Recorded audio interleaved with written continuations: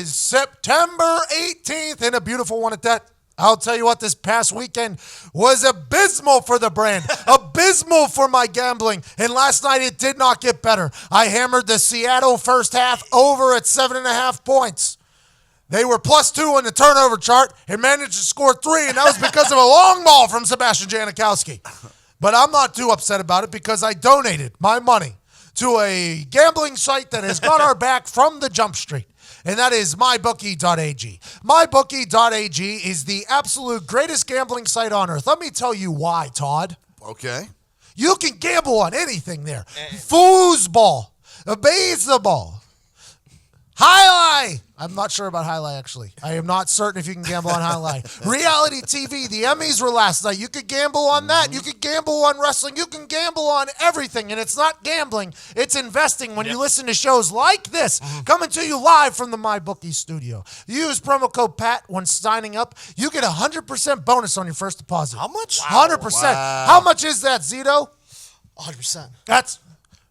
Keep it 100. That is a 100% match on your first deposit, up to $1,000. Let's not get crazy. And more. And What? you do your little thingy there after 7 p.m. American Standard Time, Eastern Standard Time, 4 p.m. on the West Coast. You get an extra $25. That's them saying thank you for waiting until the evening. Because you listeners crashed their site by signing up after listening to this show. They're like, listen, if you could call off the dogs a little bit to about 7 p.m., we would be greatly appreciated. I said, how appreciative would you be? They said, we'll give everybody $25. I said, well, goddamn, 100% match and $25. They said, absolutely. I said, well, that's very nice. You mybookie.ag, promo code PAT. Let's get into this. Today, we got an interview with Maurice Clarett that's going to change your world. It's a good one. Change your life. The 30 for 30 happened about him his whole life. You know the story from back in the day at Ohio State. Him leaving. Wait until you... I asked him the real questions. The real questions. When I was hearing about his story, I wanted to know certain things. If somebody's just going to become a drug dealer, I want to know about how they're doing. We want to know about the streets. Yeah, cuz, you running the streets? I want to hear about how good you running out there. You know what I mean? How good are you do-si-doing down the streets? Do you have a gun? Yep, got arrested with one. We'll see how that goes. You're going to enjoy this very inspirational conversation with Maurice Clarett. I absolutely enjoyed it. Also, former teammate of mine, Joseph Addai, joining us. Joseph Addai, Colts fans and LSU fans might know, is a monster running back. Now he's a full-time father, good guy in Houston, and was also one of my very close friends whenever I was early on in the Colts. A lot of people would never have guessed that. Me and Joseph Addai, very close friends. One of the only people that really took me in whenever I came to the Colts. Very nice of him. Can't wait to chat with him. And we have all of the news stories happening in your world, our world, the world. And let's get right into it. Last night, Todd McComas sent out a Vitamin Thought tweet that really, it shook me to my core. Oh, before we get to that, my house is haunted. Oh, yeah? Yeah, we knew that already. Yeah, but There's new evidence? It's bad. It's bad. What happened? Sam and I are laying in bed last night. Yeah. 10:45. I'm kind of dozing in and out. I see a drop kick happen out of nowhere. I get a bunch of texts from you guys like, yo, drop kick just happened. Drop kick. I'm like, what do you mean drop kick just happened? Then I rewind Monday Night Football. There's the Emmys going on. There's Monday Night Raw. There's Monday Night Football. It was a wild Monday on TV, and I was just tired. And I had them all recording so I could catch up on everything. And the Monday night, I go back to the drop kick, and I'm like, oh, that wasn't that impressive. And then I see the internet just is alive with it. And I'm like, oh, so maybe that is impressive to people. I honestly, it was such an interesting technique there by Pete Carroll, mostly because Janikowski is one of the greatest onside kickers in the history of the NFL. Like, anytime you played the Raiders back in the day, especially on that baseball field, if Janikowski was kicking off, you had to be very, very scared to his left because he would just run. Well, he would waddle, and then he would. He's a big boy, by the way. Batting 285 in the knife and fork league. Jason Witten set him up. I fell over last night. By the way, Jason Witten, very terrible. That is a hell of a punchline right there. Yeah, I thought he was much better last night. He's getting better. It seems as if, like, every fit, it drops out from him. It drops out. Did you hear what I just said? Fifth word, and it drops out. It seems as if he'll be talking and nowhere it'll just drop out. Next time you listen to him, check it out. Because I think he runs out of breath, and then he has to catch his breath and go, and the sentence, it just doesn't stop. He'll be like, this guy's really got a motor. And then I'm like, did he just say motherfucking in there? Did they just censor him out? It was very interesting. That's a hell of a punchline, though. So whenever they took him out in favor of the drop kick, onside kick, was that after a safety? So he did 2 drop kicks. The first one went deep. Yeah, he did the first. The first drop kick was after a penalty from the 50. You're trying to pin him. That is a very difficult kick for kickers to do off of a tee, by the way, to hit the ball short like that because it's like a 50-yard pooch, which is very difficult to do off of a 1-inch tee. 2-inch tee, high schoolers can do it all the time. 1-inch tee, it's a little bit lower. Janikowski also, he is a home run fucking hitter. That's what DeCuz does. But the second one, was it after a safety? No, it was just because they scored late. They scored with like 20 seconds left, and they needed to get it onside. So it wasn't after a safety? No. Okay, so it makes no sense that they would do that. I enjoy the fact that Michael Dixon is an absolute animal. By the way, 10-yard punt last night. Yeah, shaked one. I just kind of brushed right by it. Let's hope nobody sees it because he hit a 62-yarder out of bounds out of the end zone, which is a huge punt. Little shank because of a bad snap. Bad snap can alter everything because it's a timing thing. It's like in a home run derby. You know, whenever Harper's dad was missing his zone a little bit and you didn't see Harper hitting the dingers there, that's a big deal. That's why the snapper is a very important part of the brand. I don't give them enough love, but they kind of, you fuck up the rhythm, it's a big deal. So I just kind of went around that. Him doing the drop kick, awesome. He's an Australian, incredibly talented ball kicker. I love it. But the onside kick makes no sense to me because Janikowski is literally one of the best onside kick.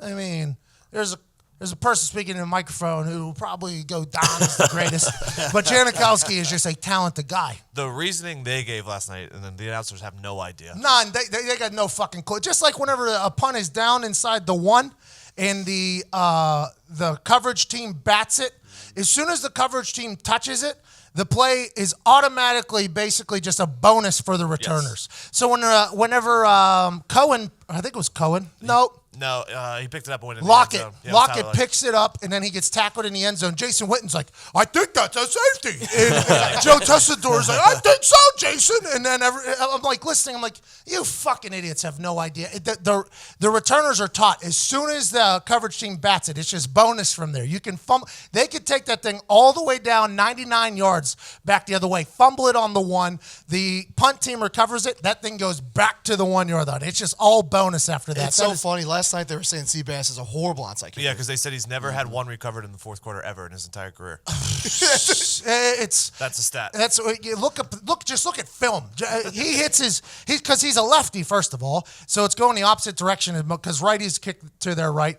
Janikowski in onside kicks are tough to recover. That's just something that it is. But I know that a drop kick straight out of bounds ain't it either. I know that's for sure. But Janikowski might have lost it with his old age. He's good though. He was something you had to fear because he had this little left-footed toe poke. He would put the ball right into that fucking baseball dirt in Oakland, and that thing would shoot up like a goddamn jump rope. Was he wearing a game jersey, though? Was that like a fake jersey? I wore one of those jerseys. Looks like they're from Dick's. Yeah. Yeah, with the sleeves loose. Is there a reason why you choose that, or is that just like... I did it because I was fat that year. I was like 250, and I'm like, well, see, I'm going to go ahead and let this loose a little bit. I don't need the skin-tight operation. He's not skinny. I think Janikowski's thinking the same thing. I got big guy. I wear big jersey. That guy's the best. I love Janikowski, though. That Seattle team is terrible, though. Yeah. They are bad. Russell Wilson not good at football right now, and it might be because he's scrambling for his life at all times. But, man, they were talking about he just has no help. That's because they paid him. You can't. When you pay somebody like that, you put the whole team on his shoulders, and that's what happens. The Thanos thing that ESPN did, now that I am a big-time superhero guy, I love that move. That Seattle Seahawks team has just completely been torn apart. I mean, now that Doug Baldwin's hurt, like he doesn't have him, and Brandon Marshall's their number 1 wide receiver, but he's been in the league for 20 fucking years. He always seems to just not win, Brandon Marshall. No, he's never been to the playoffs. His entire career. So good. I watched him with the Broncos play against us. I think he had 15 touchdowns in the game he played us. I think he had maybe 15 touchdowns he had against like 21 catches, I think. Yeah, it was one of the most absurd things I've ever seen. Then you see him just on Showtime. He has a show every week on there. He's so well, speaks well. He's all these stats and everything, and he just never wins. It's just like... It's a shame, bro. You're like Joe Thomas, bro. You're like Joe Thomas, one of the best wide receivers in the history of the game. Just never, ever win. Never, ever win. This weekend, though, was fucking wild. Patrick Mahomes is an absolute dog. He's a beast, man. He is an absolute dog with a cannon, by the way. We used to have a show on Sirius XM. Somebody called in and said, Patrick Mahomes, MVP, book it. And we were like, well, let's not get crazy here. But we should have trusted the Kool-Aid man, Andy Reid, whenever he decided to ship old MVP possibility Alex Smith out of town and say, yep, we got this young guy who's a monster. He's so good at football. I think we all knew he was going to be good. I don't think we knew he was going to light it up like that. This is Andy Reid season, though. Yeah, the first 5 games. This is Andy Reid season. Kool-Aid man Andy Reid, this is what he does. Every year he comes out swinging. Every year they're hot, everything like that. But, I mean, I don't know how you stop Tyreek Hill, Travis Kelce. I don't know how you stop it. I don't know. Steelers did pretty good stopping him. He had 0 catches in the first half, so haters said they couldn't stop him.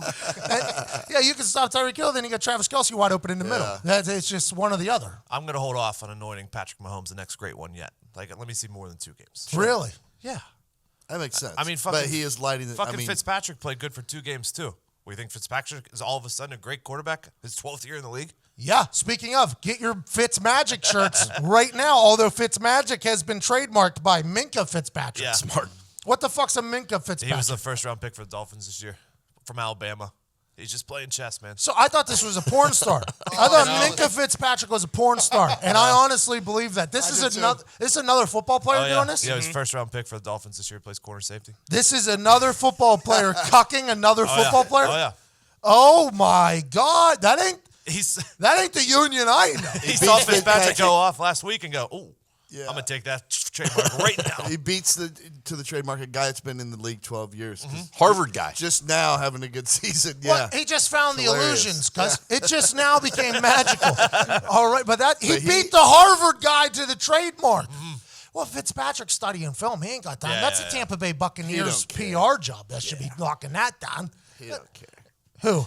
Fitzpatrick, he doesn't care. No, he's 12 years in the league at quarterback. He's gotten so much guaranteed money from little stops everywhere. It's He just incredible. wants to go out Now there he's and having sling his it. best life. Yeah. By the way, great shirt coming out for sale right now. PatMcAfeeShow.com. Go grab it. It's even if you're not a Buccaneers fan, you'll love it. I'm gonna wear it. I'm gonna wear it until maybe not this week. I'll wear it after this week. Playing the Steelers this week? Yeah. Steelers got no fucking shot. Not against Ryan Fitzpatrick. Agreed. He's making plays right now on the run, scrambling, laying out, and then you just got the Real Housewives of Pittsburgh happening with the Steelers. Antonio Brown said, trade me yesterday. It Trade never me. ends. He Trade didn't me. really want to be traded. Pittsburgh's the most blue-collar, fucking nose to the grindstone city there is. And all they got to deal with their football team used to be the fucking steel curtain back there. Mean Joe Green, Mike Webster, all these Greg Lloyd. You're talking about Bam Bam Morris, Kiamatu Mahovala. Just badass after badass. And now they got to deal with bro in the strip club, rapping. He's on a jet ski this morning. Oh no, just living his best life. Daniel Tosh said it. Daniel Tosh said it best.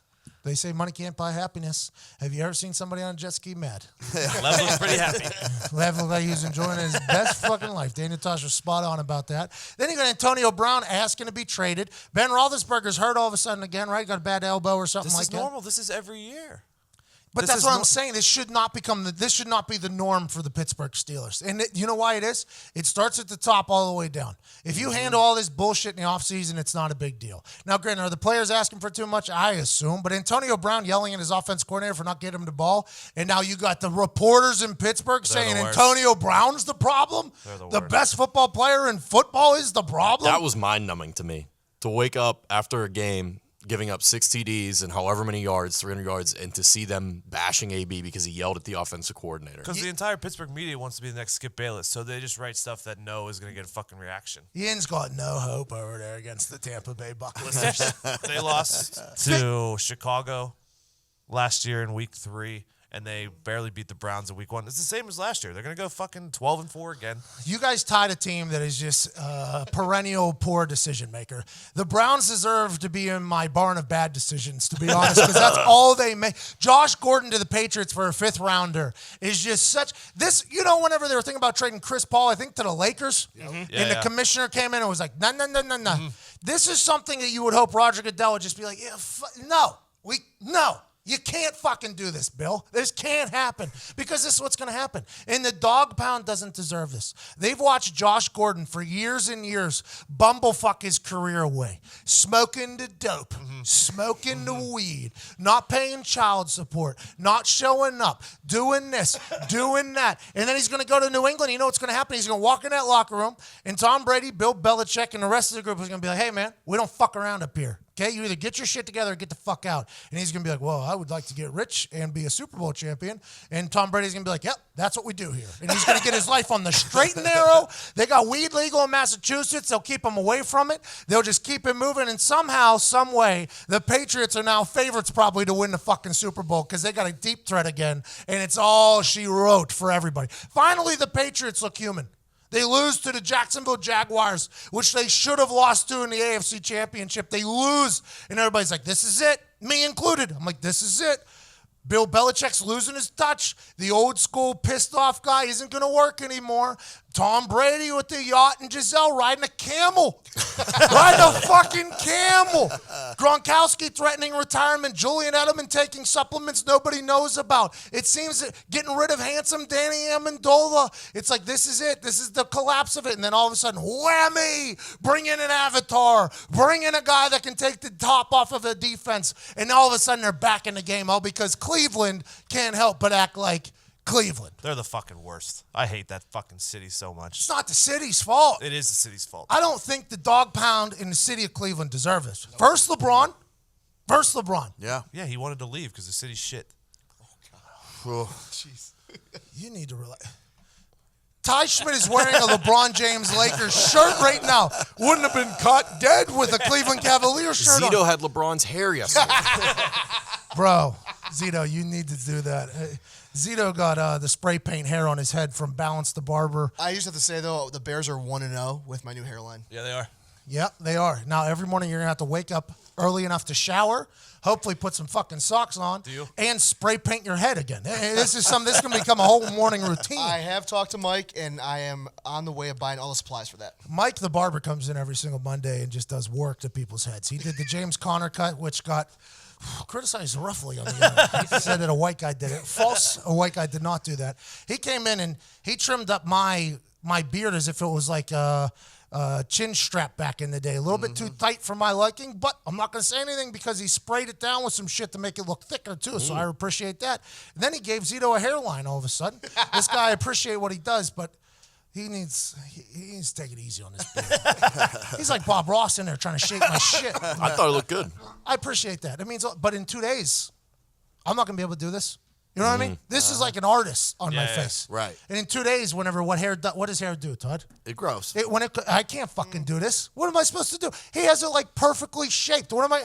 Get a fucking, like one of them canvases? He should have made a stencil for you. Just put the stencil on your face and you shave around it. That's what I'm going to need. You know what we have to stop him by? We have to put a mirror in front of us because we never know what he's doing. Yeah, because we're staring at a blank wall. Yeah, we got to put a mirror there. Yeah. I fell asleep, too, in the middle of it last night. It is relaxing. It is really nice. He's got a good soft touch. Good soft touch. I feel good. But the Browns can't help themselves. They can't help themselves. And it's a shame because it seemed like they were going to have a good team this year. I fucking hate it. So the kicker, Zane Gonzalez, they knew he was hurt. He had a groin injury. Yeah, this sounds like Zane Gonzalez's people PR spin here. Is that what it is? I think so. Because if your groin hurts, it is a big deal for a kicker because you're using a lot of groin, hip flexor. I mean, it's a lot of pull there. And now, with that being said, Toradol can power you through that. Unless it's ripped, which if you're hitting 52 yarders wide right instead of normally if you're hurting, you're going to like duck hook because you're pulling in. So the ball is going to go left. It's going to trail left.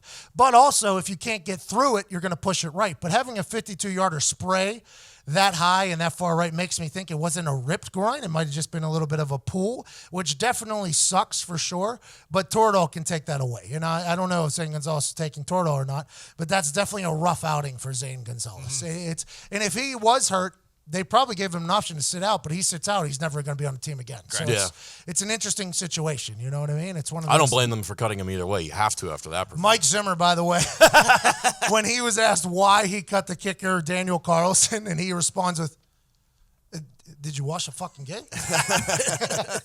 Hey, Coach Zimmer, why'd you cut the kicker? Type of fucking question. He missed 3 kicks, one being a 35-yarder to potentially lock up a money line win for Pat McAfee in Indianapolis that he bet his fucking house on. That was unbelievable he did that. In those For the Brand videos, a lot of people ask if I filmed them live or not. just go ahead and watch that one back. You can just hear the max bet drain my bank account while he misses that. I was ready to lose my shit for the Viking Carlson. I was ready to do the Viking clap thing. But instead, here we are, worst gambling weekend of my life. Double that down on fucking Russell Wilson last night. So you covered it for like the press conference, but for Bosworth, how does he bounce back? Bosworth, yeah, the Boz, he had a rough that's run what I too. meant, Boz, So he has the yips, right? I don't. He's overthinking everything right now. Whenever we drank with Boswell at Tequila Cowboy, same place Todd Haley broke his hip at, same place that has a little person as the main security guy, who's awesome, by the way. James. Boswell was there, and Jordan Berry were there, the punter. So we were all drinking together. Boz is a smooth cat, by the way. Had a chain on. He's Nice fade. nice, great fade. He had a Houston fade in there. It was real tight, Paul Wall looking thing. And when I was talking to him, I'm like, man, you hit the ball just so pure. Because he does. That's what he hits the ball so pure. I'm like, what do you do? He's like, man, I just swing. I don't really think much. So then once you see him start missing, what happens is there's a lot of thought that goes into it. So it's just like in golf, right? You get over the ball and you start thinking about everything. There's a good chance that you're going to overthink it and you're going to fuck yourself up. I mean, it's just the way it is. Mm-hmm. Same thing with kicking, same thing with punting, any craft. I'd assume pitchers, same exact way. If they start thinking about hitting the strike zone or something like that, like, oh, I'm doing this instead of this, it becomes paralysis by analysis. And I believe that is what Boswell is happening right now. You get $20 million, that becomes a lot of pressure to become the guy. Mm-hmm. You get paid. And everybody wonders why college kids suck, kickers suck. And I sucked for a while in college. Kicking is 90% mental. So whenever you add the pressure of having 75,000 people watching on national TV and you're 18 years old, 19 years old, the only thing that can help with that is experience. Some people got it, some people don't. And you throw these kids who are playing high school soccer probably in front of 45 people into these stadiums, and they got to do a minute craft, a very minute swing that you can either overthink or not think at all. And I think right now Boswell's in his own head. Hypnotists do work with this.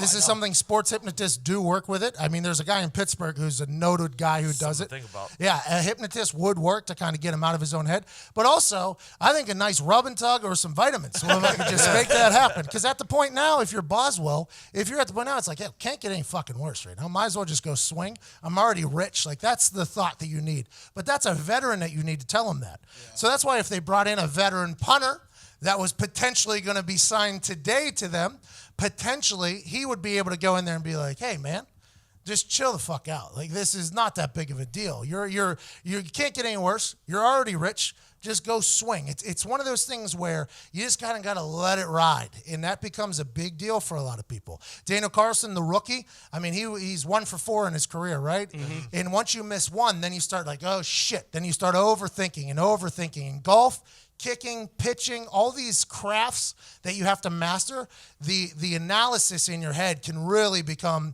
the brain, the killer to it all. And that's why if you get the yips, then you start thinking about the yips. It's like when you're laying in bed at night, you can't fall asleep, and you're like, why can't I fall asleep? And then you start thinking about why you can't fall asleep. And then you're overthinking everything. And next thing you know, it's an hour and a half later, 2 hours later, and you're not sleeping yet. It's that type of thing, but in front of millions of people happening. It's really, it's a mental game. It is 100% a mental game. And that's why you see people who can, like Zane Gonzalez, I said yesterday in the press conference, he's going to need a passport, not because his last name's Gonzalez, not because of that, but because he's probably going to end up in Canada, maybe. But there's sometimes the guys that can't get out of this. Like, you just start overthinking everything, and you can never get out of it. And that's not a shot at the CFL. Obviously, if the CFL guys were good, they'd be in the fucking NFL, so let's not get crazy. I think they're good. But it's all a mental game. Everything's a mental game, and all these guys, I think, just got in their head. Now, obviously, there's some technique misses that you can have. Every once in a while, like Gostkowski, Crosby, these guys who are just perennially awesome. Whenever they start missing, you assume it's just a technique thing, or maybe the hold was off a spot, because an inch either way off a spot is a whole miss as well. I mean, it's like setting up for a drive and having the tee move right before you hit it. I mean, that's going to fuck you a little bit. Could be anything like that, but for a lot of the young folks, the young guys, it's a mental thing, and they just can't get out of their own way. That's it's a tough thing, and for me, I was always too dumb, so it was really cool.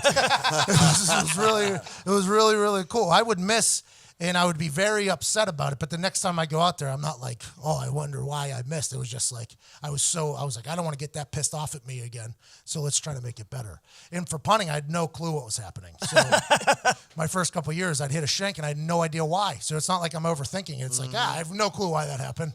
Oh, let's hope it goes better next time.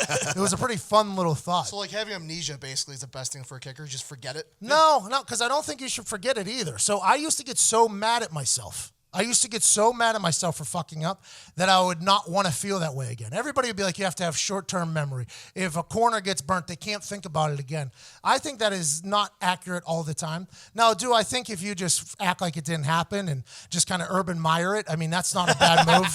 Or Joe Paterno it, or just any school in the Big Ten, just act like it didn't happen. That's not a bad play. But for me, I handled it a different way.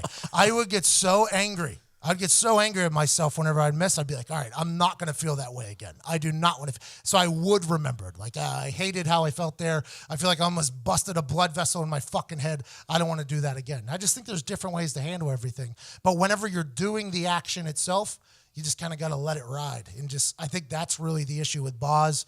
I think that's the issue with Gonzalez. I don't think he has any hope. I honestly think it's going to be about a year or two before he can get that out of there. That becomes something very difficult. Charles Barkley's had the yips for 10 years, 20 years in his golf swing. He's one of the best athletes of all time mentally. So it's just one of those things where you just got to kind of get it out of there. Goalies, same thing. I think goalies get in their own head too. It's these situations these positions where you are only operating in a very quick time period.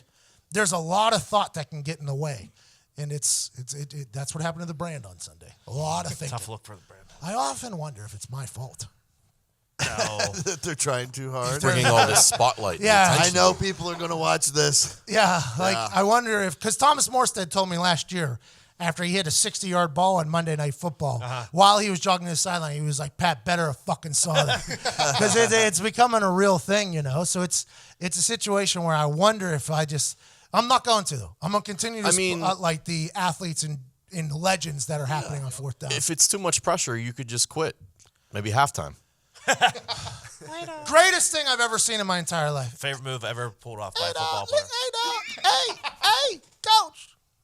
I hear you and all that, but what I was thinking was, I'm probably not going to go back out there, dog. They scored a couple touchdowns, dog, on me, and it's just been a rough go. So, I'm thinking third, fourth quarter, maybe you guys play somebody else. What do you mean, Vontae? Yeah. Oh, I'm leaving, dog. Yeah. I'm getting my shit, and I'm out of here. What do you mean you're out of here? Yeah. I'm gone. What do you mean? I'm gone. I retired too. You might as well just say, yeah, tell the team. Tell the team. What am I supposed to tell them? Tell them I retired. Me and Zito just went back to the Hard Knocks clip of him when he got caught. And he goes, I got to call my grandma. Hey, dog. Man, I know people might judge me for this, but hey, dog. Hey, I'm getting cooked out there, bro. I really like this team either, man. I mean, we in Buffalo. I like Buffalo wings. But when it came to the Bill, I didn't really like the Bill much. Hey, dog. That's my favorite impression by far. Dude, I love Vontae, man. I was very lucky to be his teammate. He came out of Miami when he came to the Colts. And he was a wild animal in Miami. He had a Ferrari. He was living wild. He was out every night. He and Joe Philbin didn't get along because he wasn't exactly the player that they wanted down there. And he self-admittedly said that Miami was tough for him. He said, I had a lot of money and there was a lot of options in Miami. So when he came to the Colts, he saw it as like a reprieve almost, like to kind of slow down his life. He found a lady, he's got married, he was in the hot tub every day, starting to act like a vet, hot tub, cold tub, training room, and I got a chance to be around him a lot, both in all those situations. Vontae was a very good teammate to us, a very, very good teammate, and that is whenever he get excited, hey man, that's how he spoke. He was, he always knew his job. He was a primetime corner for us. We paid him a lot of money. He was shutting people down, locking people down. I don't know what the fuck happened when he got to Buffalo. I think he might have had that, because corner is a position, and Vontae always had an interesting gait When he ran, it always looked like he was in pain. And until it was game time, it was when he was wide open. But corner is the most athletic position on the field because you are covering the fastest people on the field. So it's not like widely in the football community, corner, we talked about this with Dion. Right. Corner is the most athletic person on the field because you have to cover who a lot of people think is the greatest athletes on the field. And if you have one thing wrong with you, whether it's a groin, a hip, Vontae's had a couple injuries, I think a hammy at one point. If you have something wrong with you, you can get exposed quickly. And whenever you're out on an island all by yourself, and if a quarterback sees that, and I think a touchdown or two happened against Vontae in the first half, I believe, against Phillip Rivers. I believe a touchdown happened in the end zone. I think something else happened as well. You can get exposed quickly. And that can become a very miserable situation if you're an elite corner and you're just not at your top game. Now, granted, does that excuse just leaving at halftime? Hey, dog. I don't think so. I don't think that is a cool thing. I think waiting until after the game is probably the way to go because there's guys that could have been brought up to the roster that are on the practice squad who could have played. There's people that could have got opportunities during the week to showcase that, blah, blah, blah, all that shit. But I do believe Vontae, and he said in a statement, he didn't think he was good enough anymore. And he probably got in his own head at halftime. He might have went and took a shit. And while he's sitting down on the John, I ain't going back out there. Well, I'm going to get... No way. Phillip Rivers, no, I'm not at the top of my game right now. Yeah, I'm done. And he goes back out and he's done with it. But to your teammates, that's pretty disrespectful. I could see how a lot of the teammates did not enjoy it, right? But for me as a teammate with him at the Colts, like, everybody was coming after him, and I sent out a video congratulating him. Because I like Vontae a lot. I mean, I like Vontae a lot, but that was a bad, bad, bad move. I think he would admit it, too, maybe in a couple weeks if he comes on the show, couple months. Hey, man, I wasn't thinking right. I just thought I had to get out of that patty back. I can't wait. I put him in my quitting Hall of Fame. You know, I respect a good quitter, and he's in my Hall of Fame. Him, France. They quit at halftime too. Yeah, they did. Very French move by Vontae. Do you think something else happened? Someone No. told him to play, and they're like, "No, I'm injured." Or something Imagine like playing No. as long as he did at the highest level and being great, and then all of a sudden you have just that ain't got it. epiphany of Lose like, a step. God damn it, I can't compete anymore. I would fucking walk off too. Probably. I would be just so devastated. Remember You know in what I mean? I wouldn't wanna preseason? go out there and Remember in face somebody. preseason what what's his face did to him? John Ross. John Ross, who ran a 4.2, he literally turned Vontae in a circle, and that went viral. That went viral with the quickness, and that is something where I'm sure it got in his head, kept him moving, and he's like, man, I just ain't got it anymore. Yeah, and that's just gotta suck so bad. Waiting till the end of the game is something definitely you should do. Sure. And just have a conversation with your teammates and the coaches saying, hey, like this ain't, like before I retired, everybody on the team knew that I was done. Everybody. I had told everybody at this point. Now, granted, I did it on Comedy Central, whatever, blah, blah, blah. But I think that was he owed his teammates that, I think. I do think that. And I think he'll even admit that at some point. Like, hey, I kind of fucked this one up. But the NFL is nonstop action. And football is nonstop action. There's so much drama happening at all times. Last night, Todd McComas, who was a detective for 20 years, he used to sit people down at a table and interview them. I want the truth, he would say to these people. You can't handle the truth, they would say. He put out a tweet about Urban Meyer's interview that really made me go, huh? I didn't know that. I watched Bull, which is about Dr. Phil's life as a trial scientist, basically. that. Comes back next week. Yep, Monday, new night, new time. Which sucks, by the way. Monday Night Football, Monday Night Raw, and now fucking Bull, my three favorite shows, are all on the same goddamn night. They like to You keep tell you on me your Bull toes. Bull never brought this up? No, so Bull, there's always like a... Colonel Mines did. There's always... Really? Oh, yeah. There's always like a... your foot is facing the door, meaning you're uncomfortable and want to exit, blah, blah, blah, blah, blah. But they've never dug into how people answer or look. Todd, you sent out a tweet last night that was very interesting about the Urban Meyer. Could you explain the whole situation, please? Yeah, and for the people that spent 4 hours Googling to let me know that I wasn't thorough enough in my explanation in 250 characters, let me expand. 240. Right now. Yeah, 240. Yeah. That's fucking what I hate the most. But anyway, all right, body language. I said body language to simplify it so it makes sense to everybody. Technically, it is neuro-linguistic programming. which that. is simply how your brain reacts. Hold on. Speak. Those people all Googled, and it seems like you Googled as well. That word you just used there seems like you looked that up with it. You've No, done I some- know No, that. he wouldn't be able to remember. That's if he part of just the Googled school. it. It's a very basic part. Okay, of I'm the sorry I interrupted. Yeah. So it's neuro-linguistic programming. But if I say that, people, it's, whatever. Body language makes it simple to understand. So neuro-linguistic programming is how your brain, as best I recall, reacts to how you speak, how you communicate in language and speaking. So it used to, cops would say, or were taught, if a guy looks up and to the right, he's being deceptive. It's not that simple. Then it grew to whatever is your writing hand. If you look up and toward the side of your writing hand, then you're creating because that's how you write, right? And if you look to the opposite side, chances are you are recalling from memory. Diggs is writing these notes down, by the way. So I know, Maurice. So I thought it was. I studied this too. Oh, of course you did. Criminal Minds, dude. I've watched 120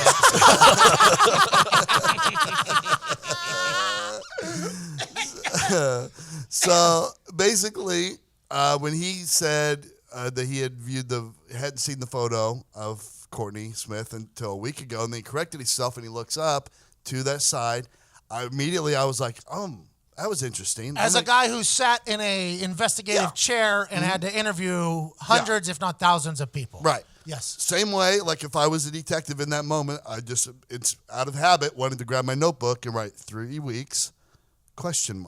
Photo, right? I'm going to come back and revisit that. But then I had to explore, is he right-handed? I need to check that out. I did. I saw him throw it out first pitch at a baseball game on a video. How was it? Like, he's right-handed. How was it? Pretty good. He's pretty athletic for an old guy. Yeah, exactly. Yeah. So once that was there, I was like, that's interesting. And for the people that were Googling for hours and responding, yes, one single behavior isn't a 100% indicator. There could be other explanations. Doing this. Yeah, sure. Of course. They're a cult, too. Yeah. Every Big Ten school seems to have a cult-like following, which is good for business, by the way. I'm not going to knock it. We all know he knew.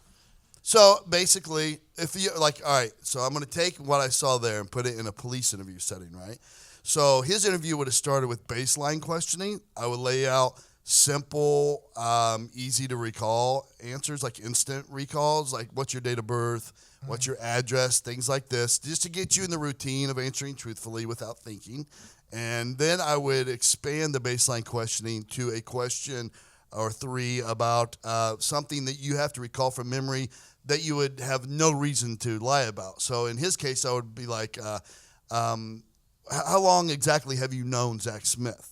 That's not something you can snap off usually. That isn't something he's been rehearsed to know. Right, Like in his head, he wasn't thinking, okay, this is the questions I'm going to have to answer. Right. That's something you get him off of his, like whenever a telemarketer calls, you get him off the script. Yes, That's exactly. getting him off his script. Yes, Got yes. it. Got it. So then you Boom, get boom. an honest reaction, right? So now the rules should be he looks up and to his left. But however he reacts, you note it, all right, because I know he's telling the truth, and he had no reason to not tell the truth.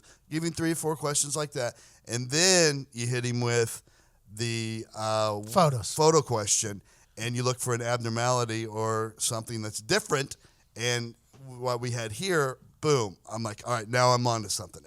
That's simply what I was saying in the tweet is, this is interesting because normally this would be something I would mark down and really dive into. So without being there for the baseline questions, you can't 100% say that he was, which is I'm sure what the Ohio State people are like, well, you don't know. This could be a different, everybody acts different. The brain is like a snowflake. Everybody is different. There could have been a fly on the wall. Anything. But what you're saying is that was something whenever you watch it, you're like, oh, wait a minute there. Like, and then I would like to, I was like, God damn it, why am I sitting in that chair and the one interviewing him? But any decent detective would do this. I would then, since I made note of it, I would follow up with like more questions about that required more detailed answering about the timeline. I'd be like, well, where were you when you saw those pictures first? Blah, blah, blah. And make him think, and then I watch how he reacts. So now I'm looking for multiple signs of deception on the same topic, right? We all know he knew, right? We're all in that. We're all in that boat. Yeah. So I have a question. Like, he was doing an interview, so he obviously had to look and make eye contact and all that. But like, if you were interrogating someone and they just kept their head down and their eyes down the entire time and answered everything, like they were looking at like a piece of paper in front of them, would that be a tactic that would be useful against you in terms of trying to not admit anything to you. Oh yeah, and It's that's like poker players who wear sunglasses or a turtleneck. yeah. Because their heart would beat harder on their neck. I would always wear a hoodie, and if I wouldn't wear sunglasses because I want to look at the person, but there's always ways to beat that. Do you guys make people like take everything off? You try to disarm them as much as you can, so that's where it separates good detectives from great detectives, or good interviewers to great interviewers. Like you take breaks, you reset. You need a coffee. You're like, oh, you know what? He's being way too guarded right now. I'm just going to shoot the shit. I'm not going to talk about anything important until I see him open up and see his body language change a little bit. How many criminals do you think you became friends with just shooting shit with? They thought you were becoming friends with them. Probably all of them. 90% of them. I still think this could possibly all be a sting. Oh, yeah, 100%. Todd working here? Yeah. I still think this is the biggest sting. This is in the Todd. longest thing. He's got a laundry list of evidence by now. It's probably Grigson hiring him. Like, oh, I need some shit on fucking McAfee. Get in there. Get in there. You figure out whatever he can do. You piece of shit. Unless he's a double It's a agent. paid narc now. That was interesting, though, to watch. That was very interesting. And I definitely think he's bullshitting, you know? Like, the question I wanted to ask him once I got to that point would be like, so you're going to tell me right now that there's no chance that anyone else would have told me or anybody else that they shared that picture with you via text message or email prior to 3 weeks ago. And then I want to see what he looks like when he answers. Got you. And So a lot of then- it's body reading. Yeah. Now, I granted, if think you he went could in be there, broke. he would ask for a lawyer. The lawyer would do all the answering. But Being with- Urban Meyer, yes. Yes. Or Yeah. somebody of that status. Yeah, but Chances are. I think the issue here with Urban Meyer is he's on such a big platform, and he's supposed to be a leader of young men, right? Mm-hmm. Guidance. This is that's like with Rich Rodriguez. I mean, we won a lot of games, but there's no way that's a guy that our team looked at each other and was like, you know what? That's a guy we want. This is a guy we want to be like. You know, it's one of those. That's the situation. It's like. And the university more so than even him, in my opinion, because given the fact that they proved that he lied about having been arrested ever in his life on his application when he was hired by Urban Meyer, and Urban Meyer knew that. We're going to dive into Ohio State here in about a minute and a half. I think I don't want to say that this is a bash Ohio State podcast, but there's a lot of things that Ohio State has done strictly for money and power, which I guess from a business standpoint, you can't respect it because that's all they're thinking about. But this interview you're about to hear is about to be an eye-opener for Ohio State fans, I think, for possibly just people who watch the NCAA in general, how the NCAA operates. Maurice goes in here a little bit, and I'm very lucky that he did that because I feel like we got a chance to see a side that not often happens. Now, before we get to that, we got to talk about a company that we all love very much. Zito even more so now that he has that hair. No matter what you do in the bathroom to get ready, Dollar Shave Club has everything you need to look, feel, and smell your best, Zito. Oh, yeah. Smell being a big part of that, Zito. They have amazing shower stuff, hairstyling products, toothbrushes and toothpaste, and, of course, razors and shave supplies. I love everything they have. Everything. Now, granted, I have to use their shave butter because now I got to keep this line. Correct. And I never had to do this before. Now it makes sense why it's see-through shave butter so that you can keep your line. Dollar Shave Club changed the game with this. It's not Tim McAfee's old white puffy where you have to just guess and draw the line on your face. Crooked ass beard afterward. Crooked ass Tim McAfee beard having thing. My mic just went out. We're in a bad spot. That's how I get ready is with Dollar Shave Club. But you're not me. You have your own way to get ready. You might shave your whole body to get ready for a bike race, huh? Yeah, I would. Yeah. I used to do that for soccer. Need that speed. I have a need For speed. for speed. Dollar Shave Club's executive razor and shave butter can help. You might do your hair to get ready for your soccer match. Boogies by DSC can help you get your style right. Oh. Yeah, Boogies. Oh, fucking boogies. Oh, I didn't know they had boogies. Yeah. Bro, I didn't know they picked up boogies at DSC. They got boogies. It does your hair good. Yeah. Zito. Todd loves Oh, man. You go out and you could cover a hurricane as a weather person. it. If you were And only your so hair, lucky. boom. Even one of them fake ones, the one where the guy faked it for the video. And then they doubled down, by the way. They doubled down. Yeah, well, he was standing on grass. But it's a bad name. It gave us a bad name. The The thing is, no matter what you do to get ready, Dollar Shave Club has everything you need. You down with DSC? Yeah, you know me. Right now, you can get ready with an amazing deal on any of their starter sets. I recommend the Daily Essentials starter set because I love the Amber Lavender Body Cleanser. But you can't go wrong with any of them. Head over to dollarshaveclub.com/America to pick up your own DSC starter set for just $5. After your starter set, products ship at a regular price. And make sure you check out their new video, too. That's dollarshaveclub.com/America, dollarshaveclub.com/America. Absolutely incredible stuff, changing the way you bathroom, cleanse, smell, and look. I love Dollar Shave Club. That's the best. Yeah, they're awesome. I think changing the way you look is something Ohio State should think about doing. Clean it up. Todd, thanks for that, by the way. That was very interesting. Yeah, thank you. Behind the badge, that's something we get to do here. A little neuro-linguistic. Programming. Of course. Of course. I think you're going to enjoy this conversation. Ladies and gentlemen, joining us now is a man from Youngstown, Ohio. He was a running back for the Ohio State Buckeyes and led them to a national championship. Some controversies followed that led to him leaving the Ohio State Buckeyes. His life story is one that I cannot wait to dive into. An incredibly talented human who's been through a lot. Ladies and gentlemen, you can find him on the Business and Biceps podcast with Corey Gregory and John Fosco. He runs the Red Zone, a mental health and drug recovery agency. Maurice Clarett. Yeah, that was a pretty cool intro. Hey, I appreciate you, Maurice, and I don't want to take much of your time here. I'd love to dig right in because you have one of the most fascinating stories in the history of football, and I think your story does a lot of motivating and inspiring to people about overcoming adversity and stuff like that. So let's get into it. You go to Ohio State. You're being talked about as the greatest running back on earth. Is that some of the most precious times you've ever had in your entire life? Most precious, I would say yes. Very notable. I think for any kid, when you're playing football to ultimately, go to a premier college and have success, I think is a goal that a lot of young guys have, and to have went there, and to just the teammates that were made, the practices that were had, the memories, even though they were short-lived.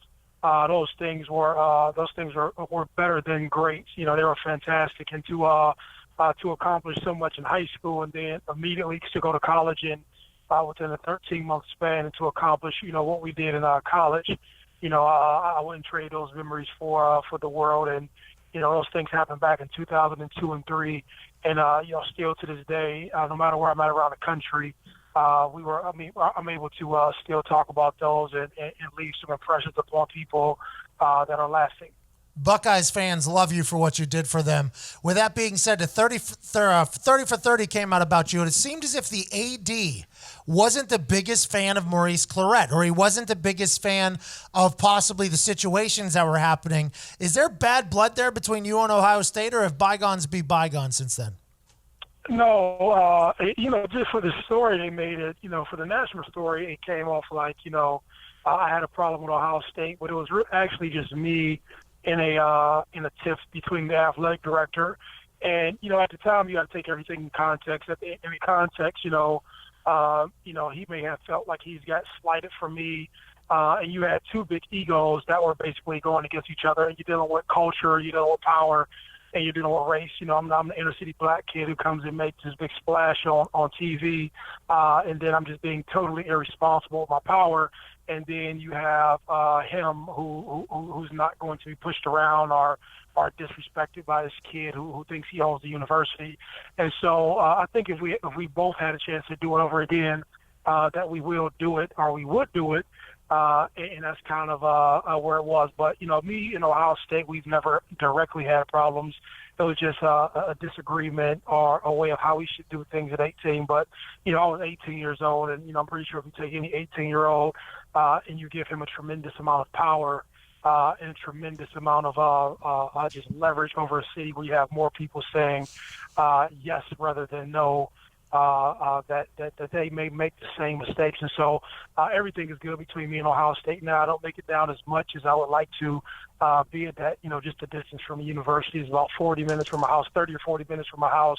But I usually make it to a couple games a season, and I'm just happy to see that, those young guys are off doing a great thing this season. I don't want to dive into the negative, but I feel like it's a huge part of your story and a huge reason why you're so inspiring.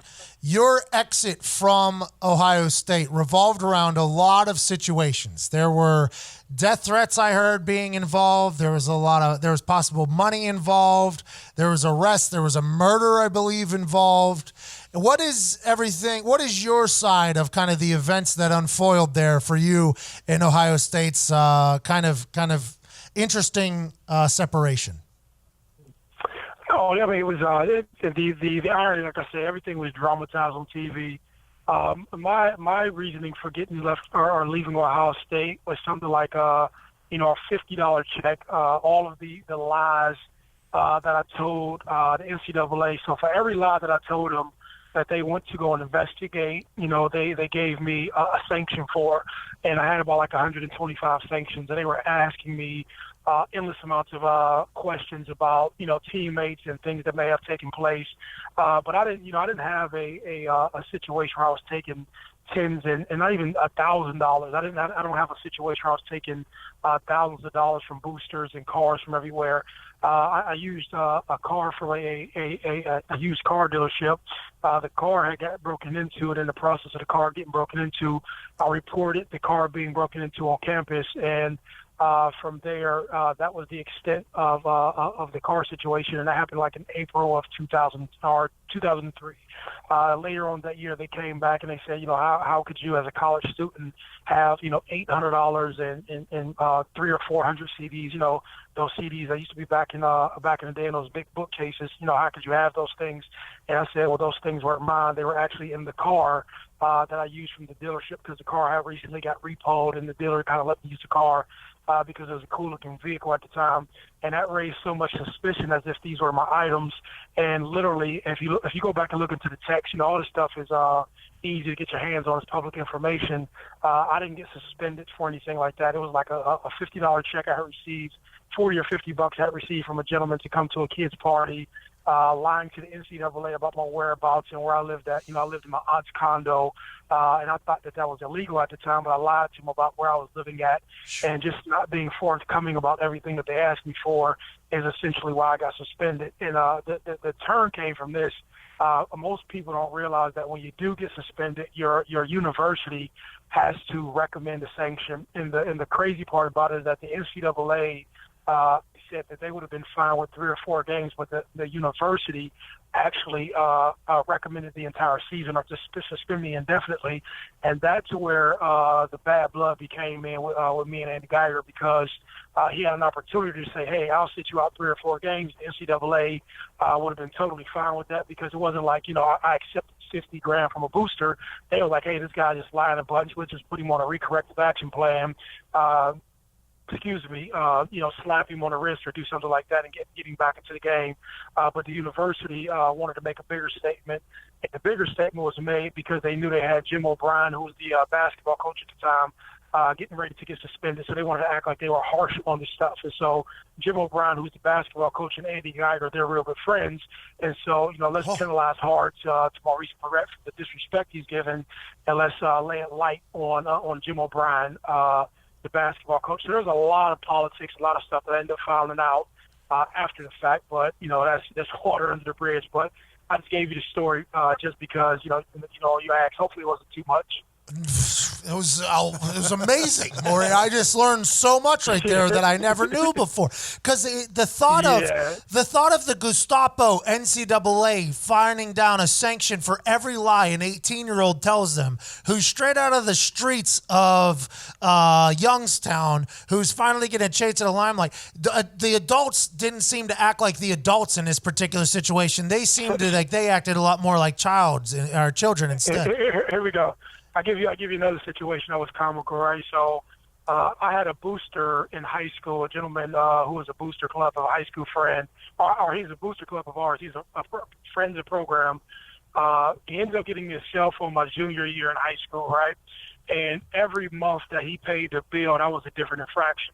So instead of just saying, hey, you use a cell phone, and it was illegal to have a cell phone in high school, every month that the bill was paid, these people gave me an infraction. So if you could round up, maybe 36 months, that was 36 of the 125 infractions. You know what I'm saying?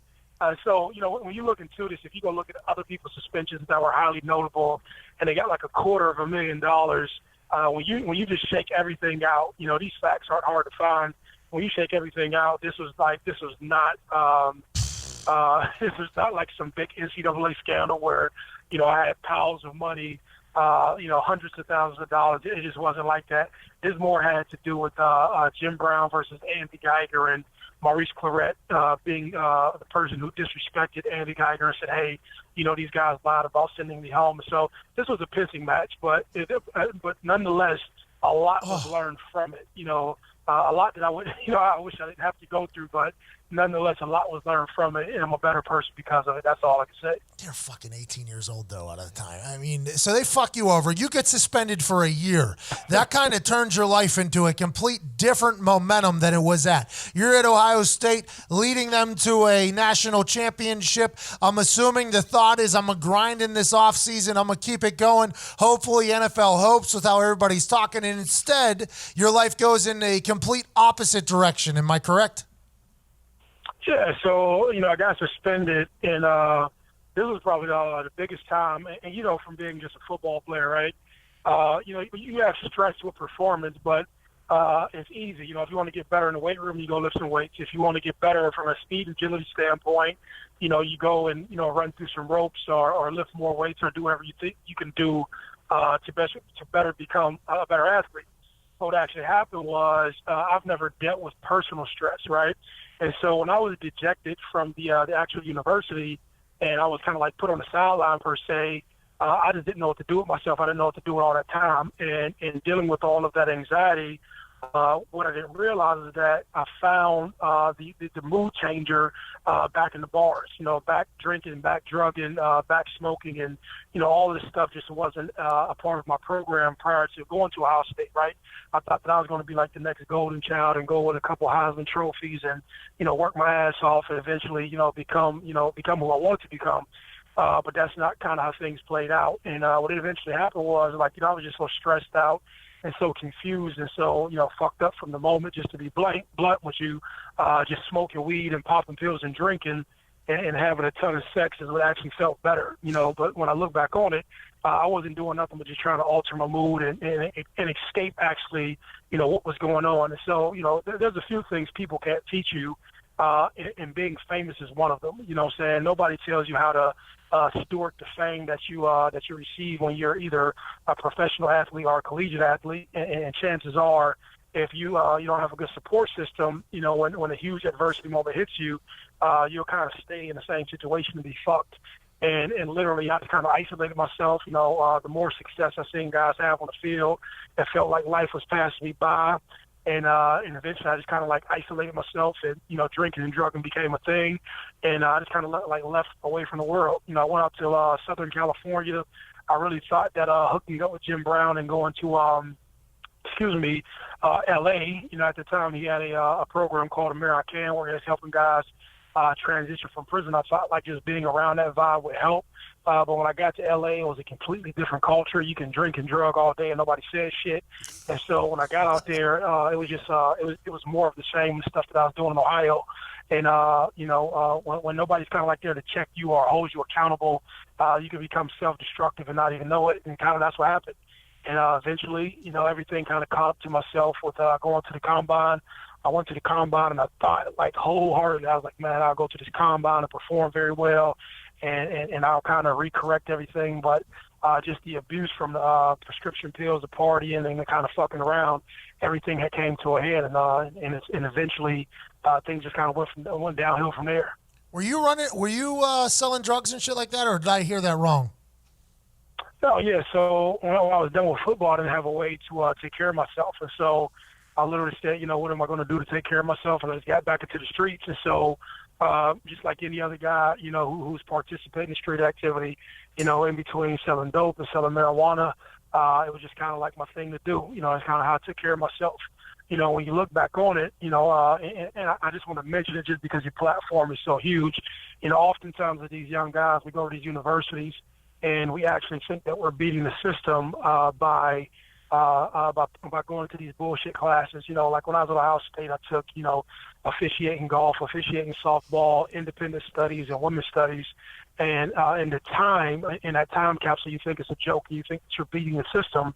But when the football is no longer an option and you can't physically play, and that university isn't part of your life, when you got kids and responsibilities and you have all of this other stuff that are real things in your life, you start to realize that you weren't taught shit, that you were just basically pushed through a system and used for athletic ability. A lot of these guys, including myself, come from failing school districts, and I just think there's a responsibility that the university should take that, even if we're not going to get you the greatest of scholarships from here, if you can't academically perform, we should at least take an initiative to raise your current level of reading, literacy, mathematics, and everything else.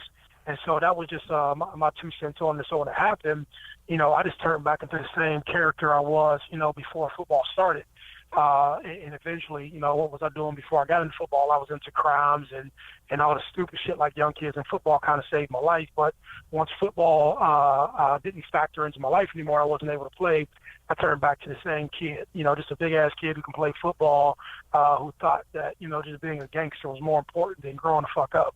And that's it in a nutshell, if that makes any sense. Yeah, absolutely. It's at West Virginia, we had a lot of guys who couldn't even read, but they were there, and it was just a situation where you really do watch the university just use them for their athletic ability. Now, granted, they're getting a lot out of it too, right? A potential opportunity to get out of the streets, move up, move on, potentially make the NFL and all that shit. But if it fails, there's not a lot to fall back on whenever your degree is in athletic coaching education. There's not really much you can do. So I see that all the time, and I respect you coming out and speaking about it.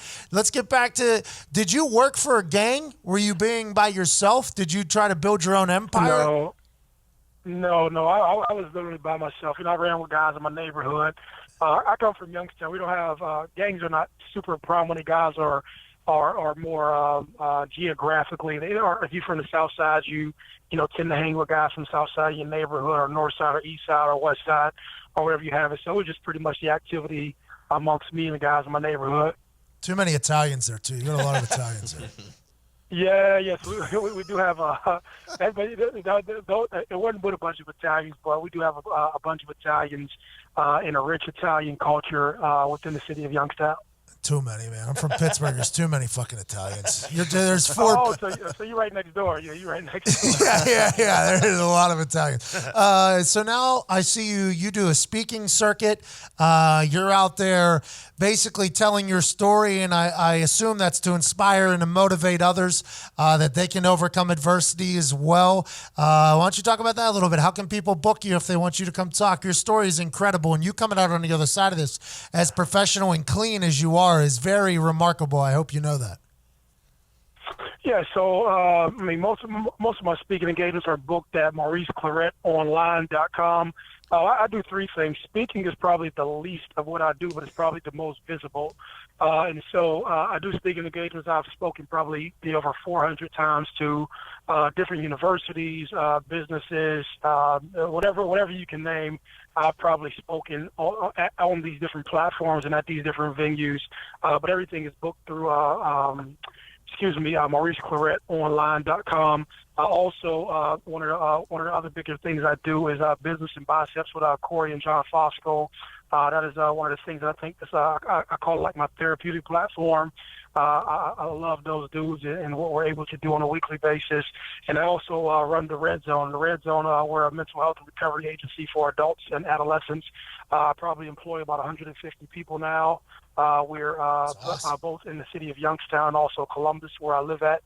I travel back and forth running both offices and places, and a lot of what was learned either through mental health, I call it mental wellness, the importance of mental wellness and people being mentally fit and well, and understanding that is a thing just as much as we understand that physical fitness is a thing.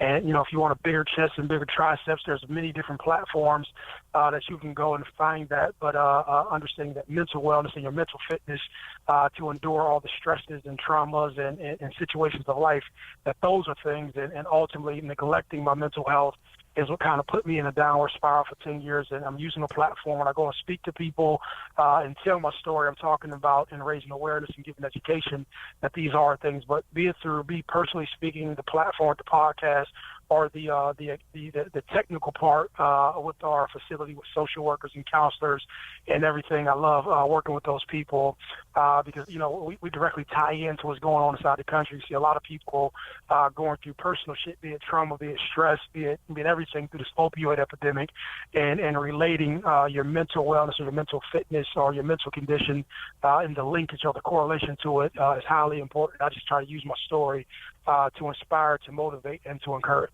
That's fucking awesome, Maurice. You're a hell of a human, brother. I hope you know that from the streets of Youngstown to what you're doing now is absolutely incredible. I do hope you know that you are inspiring, encouraging, and motivating humans on a regular basis. I can't thank you enough for coming on the show and chit-chat. Quick question, though. I don't want to bring it back up. At any point, did you think you were the next Pablo Escobar or anything when you were selling drugs? No, I didn't like this.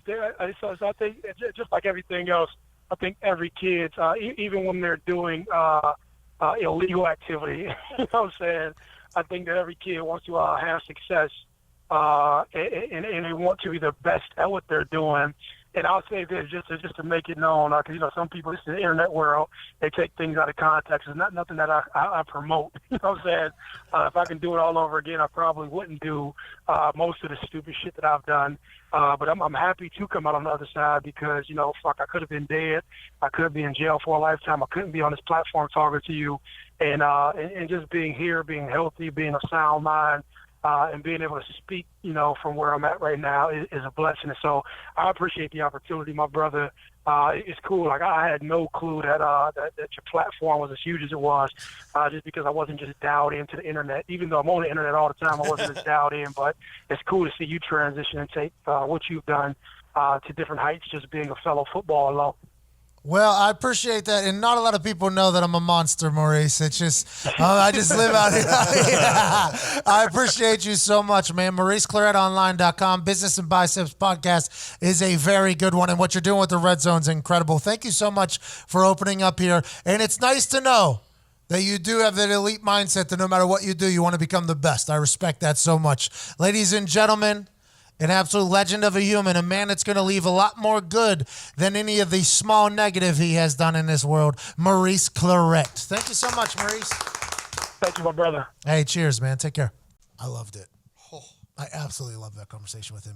We had it yesterday, and last night I thought about it a lot. How about them stacking charges, Todd, like cops? Yeah, that's a bullshit move. That's a state trooper move right there, for sure. 36 infractions for the cell phone. Not just, hey, you have a cell phone. Each month they paid as an infraction, a sanction. That was a Grigson move. It was bullshit. It was just the NCAA just – and I've been anti-NCAA for a long time. I think I might have been one of the leaders of the charge to bash the NCAA way back. And it's because I watch things that happen to my teammates and watch stuff happen. There's a lot of people that love the NCAA. I think the NCAA does a lot of good, too. I mean, college football, college basketball, everything is just solid, you know? But goddamn, there's some real badge-heavy sons of bitches over there, man. I just don't know how they can sleep at night. I don't either. They're trying to ruin kids. That's what you're doing. You're ruining a kid. They legitimately ruined Maurice Clarett's life. Yeah. Ohio State guy did as well, but the NCAA helped. I mean, that was ruining his life. They sent him on a path of destruction back to the streets. Yeah, he bounced back because he's an amazing person, but usually that wouldn't happen. Had to hit rock bottom. Yeah, it seems like they're just punishing and not helping reform. You can do both. You can punish him for you can give him the sanctions, but you can also help him and guide him so he doesn't fall into that street life again. But they didn't see any more cash value. Exactly. So they just cut him loose. That's what it comes down to. You're exactly right. Asking him if he thought he was going to be Pablo Escobar, by the way. I was very excited.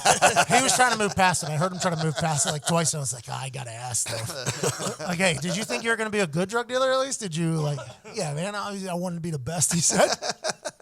No gangs. Didn't work for any gangs. Ran his own little operation. good. I respect that. A little His own little crew. entrepreneurialism. That Business and Biceps podcast is pretty cool to listen to. The guy who started Muscle Farm and then sold it for hundreds of millions of dollars. Corey Gregory from Columbus, Ohio. John Fosco, who was a UFC agent, I believe, back in the day.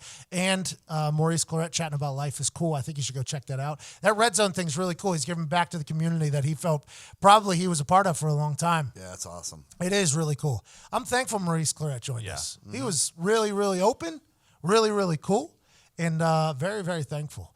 Another guy who was really cool for me, a guy who took me in under his wing when I got to the NFL.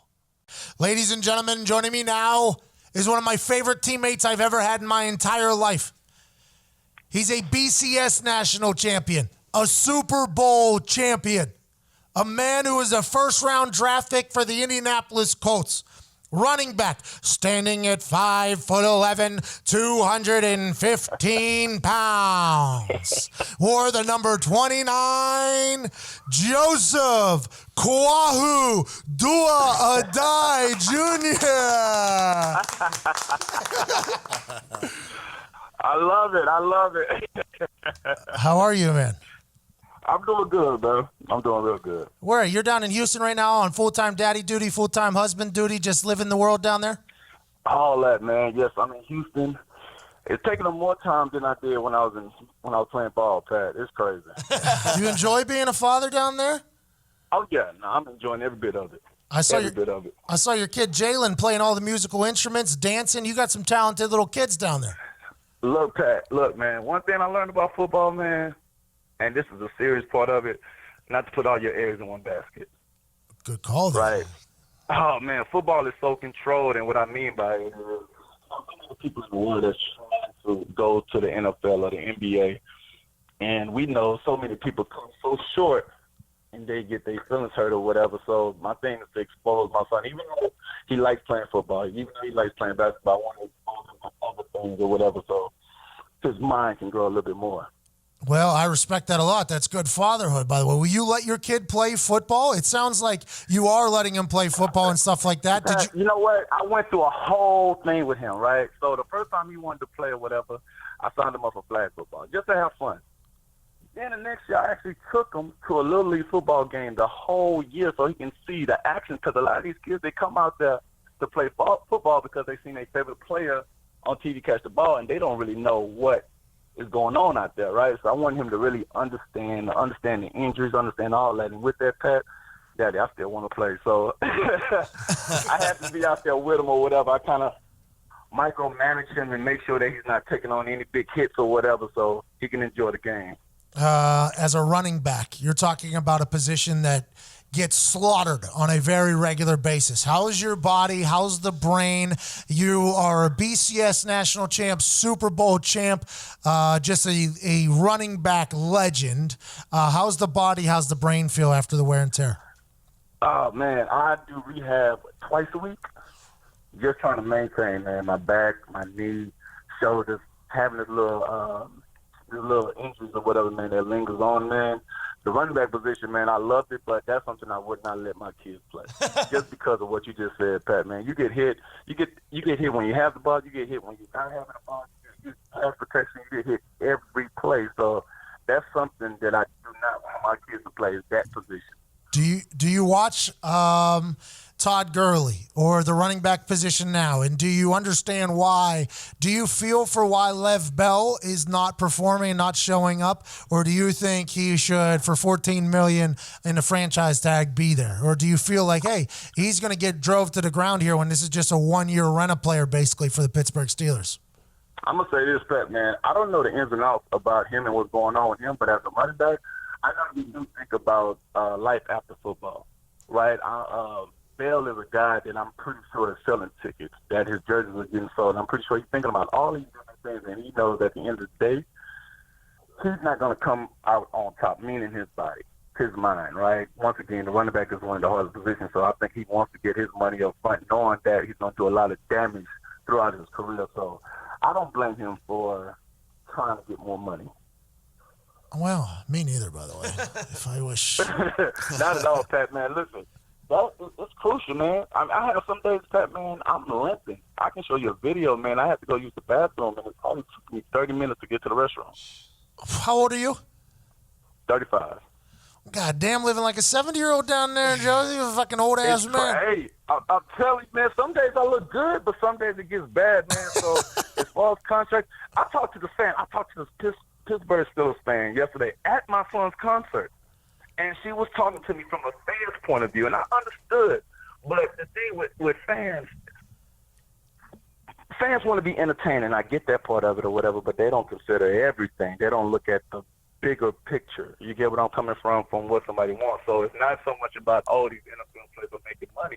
This is the standard.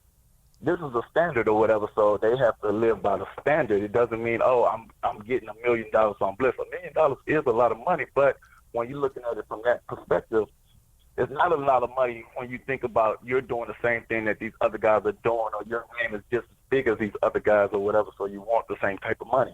I get that. And when I explained that to her, she understood it.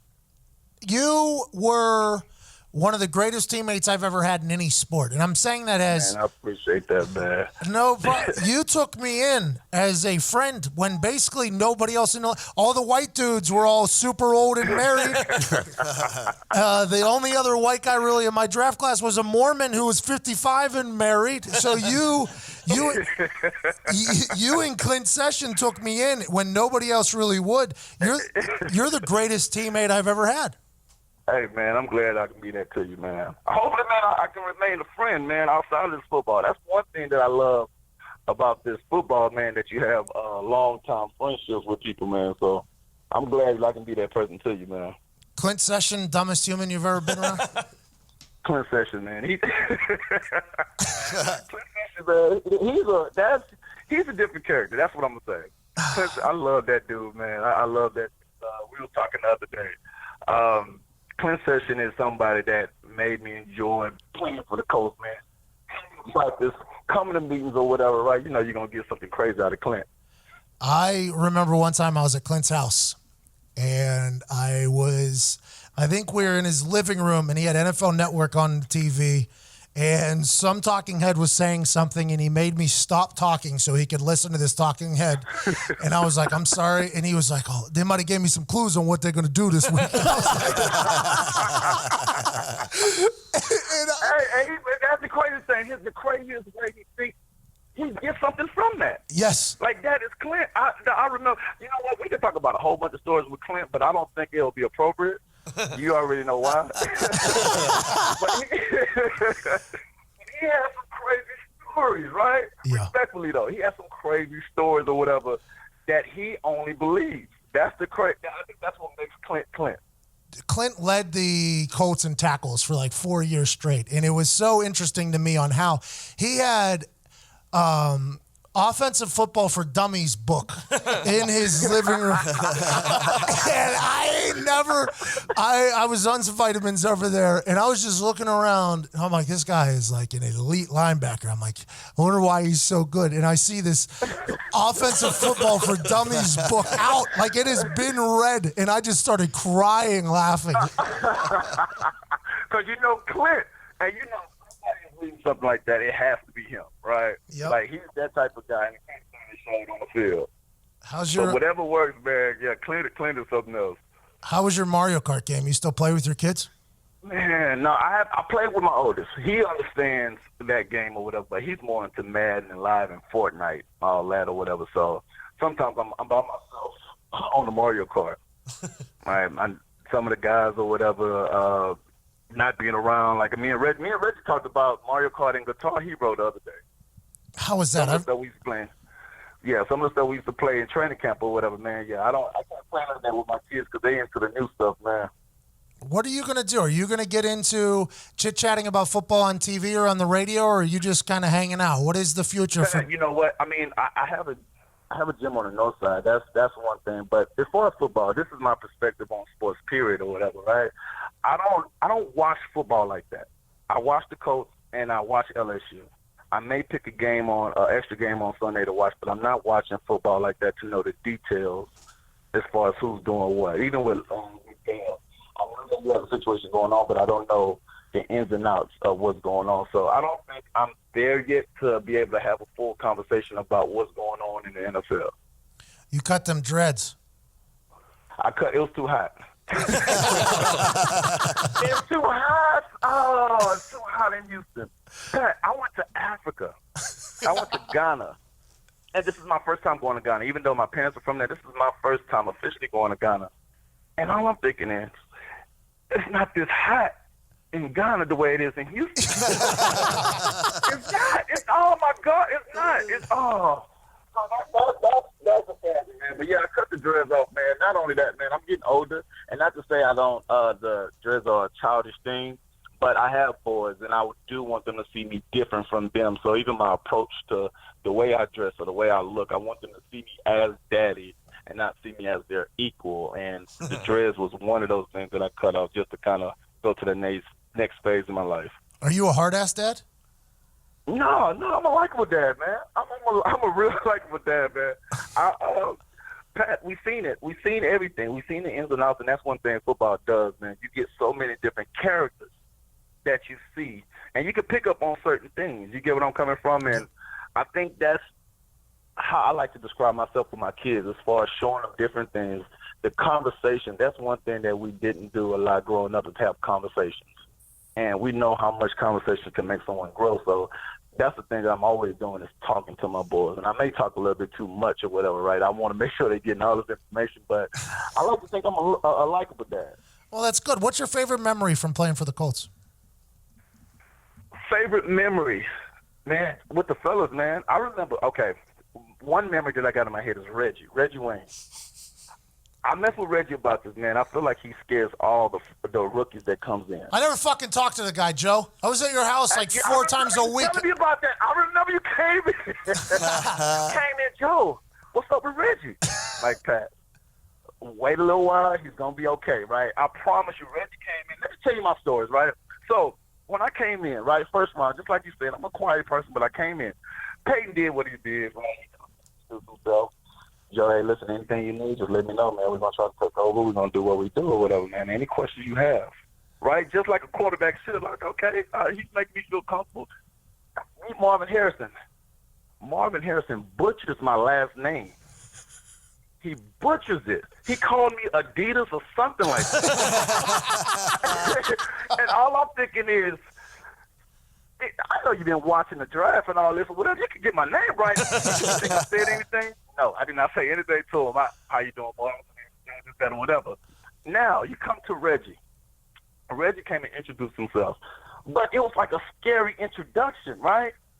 Hey, my name is Reggie Wayne. And I almost felt like when he shook my hand, Pat, he rubbed my handshake on the side of his pants as if he had something on his hands. That's what I felt, right? Because the way he did it. Like, okay, I got to get, because you come in, you got to get the respects of the older guys. You got to. That's just a thing you have to do, right? So time goes by. I did my thing the first year. Reggie called me all season. Joe, you're going to be my roommate for training camp. Click. that was it. I called him back and said anything? No. I was excited to be his roommate. You see what I'm saying? Yeah, so when you came and told me your story, I'm like, Pat, I know exactly what you're going through. Exactly what you're going through. Reggie is a hard ass, man. He could scare someone. 8 years later, he never fucking called me. Told me I was gonna be his roommate. I thought he hated white people. Get him on the show, man. Fuck no. I didn't ever have a conversation with him.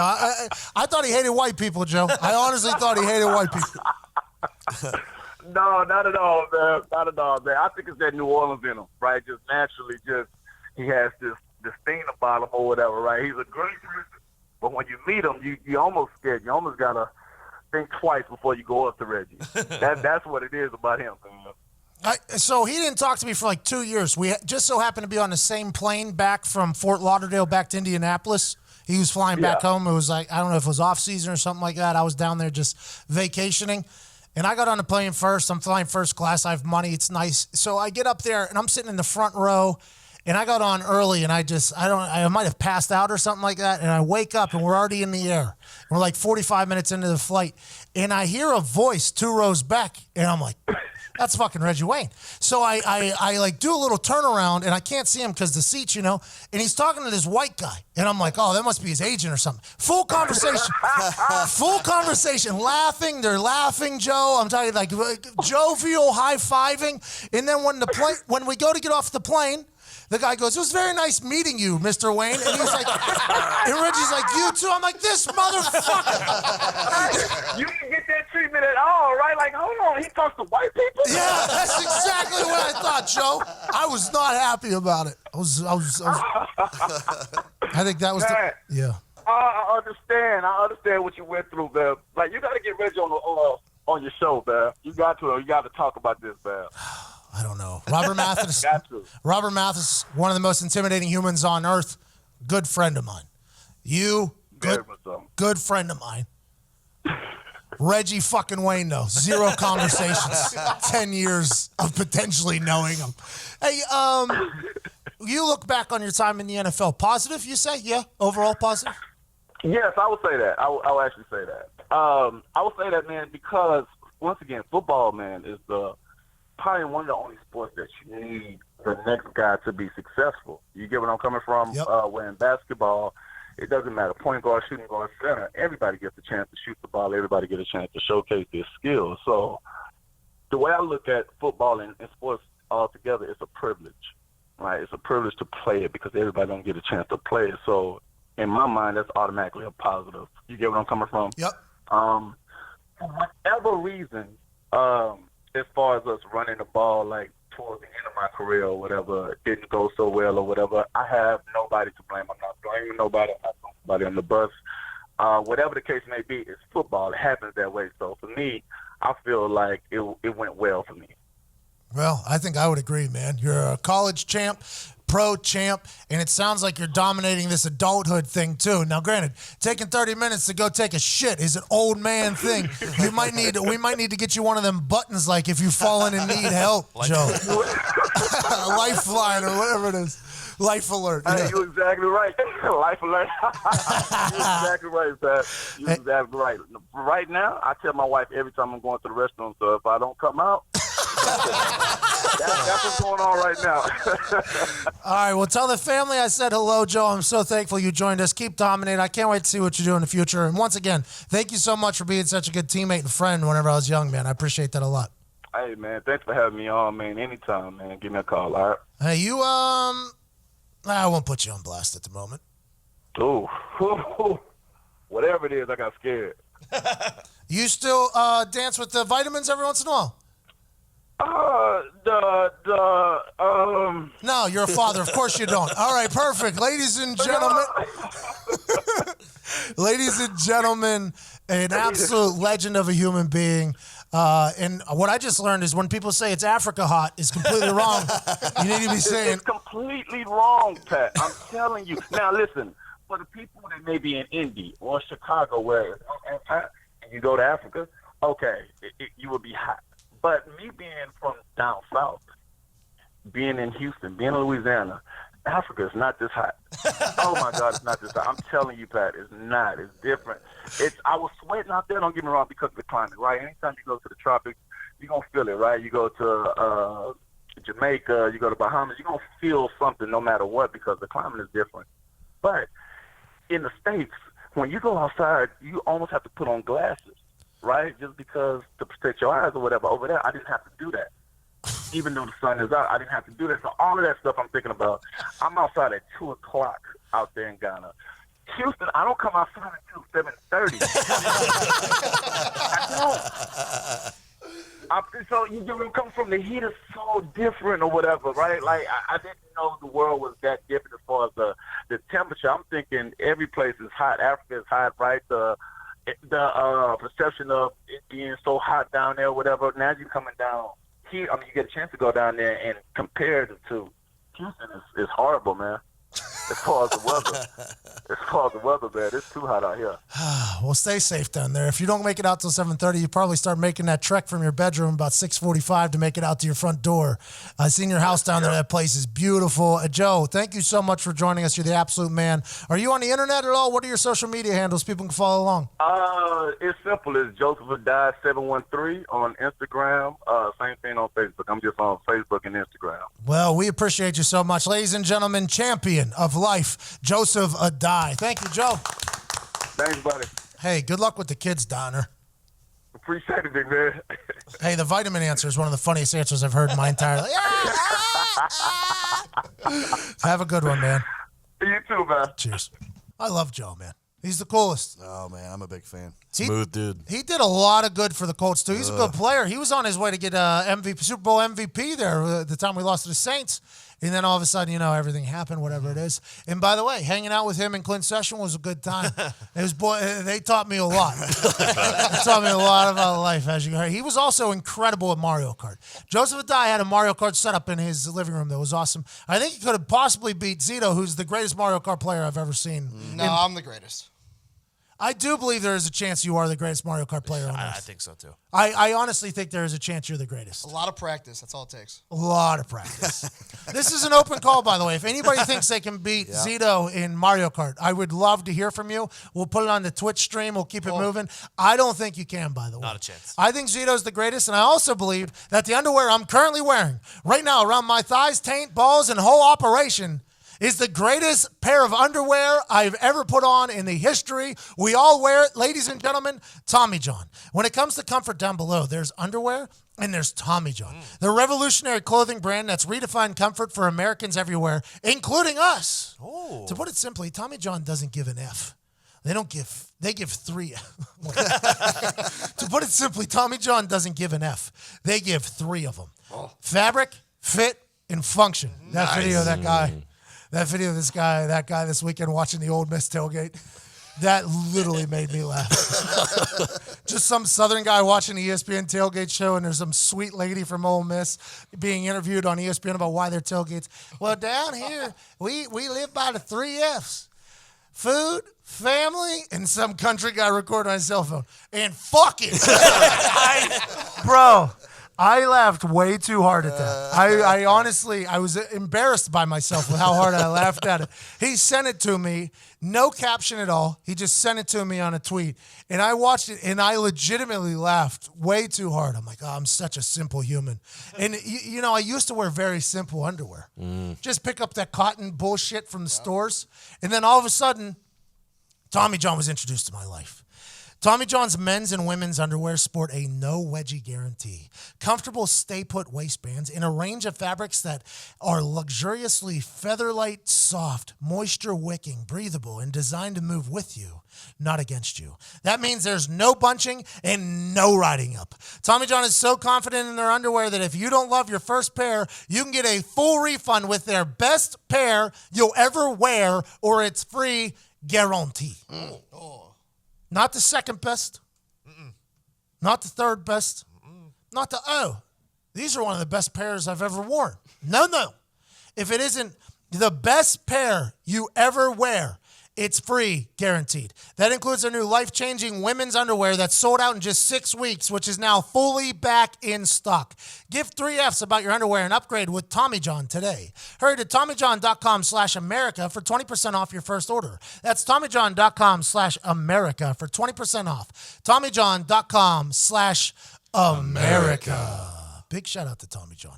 All right, let's get to a giveaway here. Oh, I like a good giveaway. Hashtag Endgang, hashtag Endgame.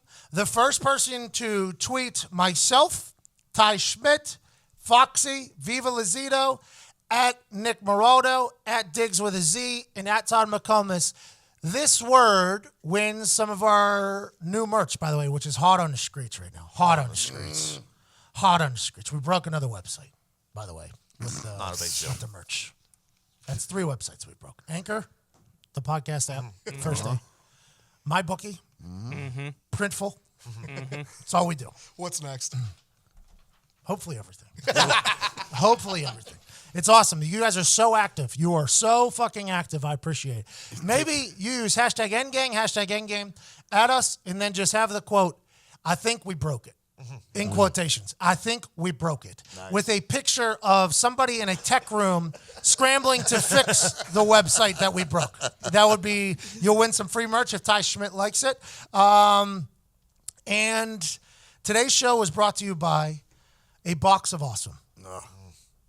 So good. So awesome. It's awesome. It's a whole box of it. Mm-hmm. When you're constantly on the go, grinding away at work or out with your friends, there's not much time to think about upgrading your style or apartment. That's why I love getting hooked up with Box of Awesome from Bespoke Post every month. These guys are scouting for quality and unique products to send to us. Now you can experience it too at boxofawesome.com. I love, and I told you guys about this the other day when it showed up, I love their new cocktail aging kit and their coffee brewing items. It makes me feel like I'm on Bar Rescue. Yeah. Like I'm the cocktail expert. Mixologist. Yeah. And then the coffee thing makes me feel like I'm in like a full hipster diner. And it just showed up at the office here in a box of awesome. It's basically fall, and fall to me screams coffee and old fashions. Yeah. And bing, bang, boom, Box of Awesome hands on. To get started, visit boxofawesome.com and answer a few short questions that will help them get a feel for the boxes that will best go with your style. Not everybody's style is the same. No, it's not. There's some differences. Whether you're in search for the perfect drink, a well-kept pad, or jet-setting in style, Bespoke Post improves your life one box at a time. Each box goes for under $50, but has more than $70 worth of unique gear waiting inside for you. That's a $20 deal off of Jump Street. Wow. That's a $20 deal off of Jump, just to begin with. The first of each month, you'll receive an email in your box details. You'll have 5 days to change colors and sizes or add extra goods to your box. If you're not feeling that month's box, then simply skip it. Skip it. Just say, you know what? Nah. I'm gonna wait till next month. I'll get you next That's time. all I gotta do. Catch me the next time around. From barrel aging kits to limited edition cigars. Weekender bags to classy dob kits. Bespoke Post offers essential goods and guidance for the modern man, which is what you are. To receive 20% off your first subscription box, which is already at a discount, go to boxofawesome.com and enter code Heartland at checkout. That's boxofawesome.com, code Heartland for 20% off your first box. Bespoke Post, themed boxes for guys that give a damn, man. Hey, Another giveaway. What's in the box? Awesome. Come on, what's in the box? Awesomeness. Thanks for asking. Another giveaway. Hashtag #NGang, hashtag #NGame. Go ahead and send us your box of awesome. Yikes. No, don't do that. We're gonna get some photos. Don't do we that. don't want. Don't do that. Don't do that. Please don't do that. Jesus Christ. Send us a picture of something awesome. You can also win some merch. Hashtag #NGang, hashtag #NGame. You send us, I think we broke it. First one to do that, you win. And a picture of something awesome. The one that makes Ty Schmidt laugh wins some of our new merch. For the brand shirt, probably. Getting sent your way because I appreciate you respecting and appreciating the brand. Big thanks to Maurice Clarett. Big thanks to Joseph Addai. On Thursday, Albert Breer from Monday Morning Quarterback joins us. And I'm not sure who else. We're working on a couple other guests. We'll see how that goes. I'll be doing the show live with my friends from Orlando, Florida. Doing some stuff with Nice. Nice. the WWE. You ever heard of them? You might have heard of them. I've heard of them. Publicly traded company. Oh, yeah. Worth a lot of money. International. They were the before that World Wildlife Foundation came in and fucked everything up. Bro. We don't talk about that. They hired the Ringer to come in, though, and create some content. I'm excited to be down there. And we'll be doing the show live from there. I think it's going to be good. 11:50 a.m. on mybookie.ag. You can bet now on whether or not I will make 21 cornholes in 5 minutes. I'll be doing that live from Orlando. I think this is pretty simple. Go ahead and hammer that fucking over. Let's keep it moving. Let's have the best Tuesday of all time. We'll be back on Thursday. Heartland Radio 2.0 tomorrow. Thank you so much. Hashtag #NGang, hashtag #NGame. Picture of awesome. And also, quote, I think we broke it. You probably already lost if you haven't tweeted it yet, but that's neither here nor there. Thank you so much for fucking with us. Ty Schmidt, hit the no music.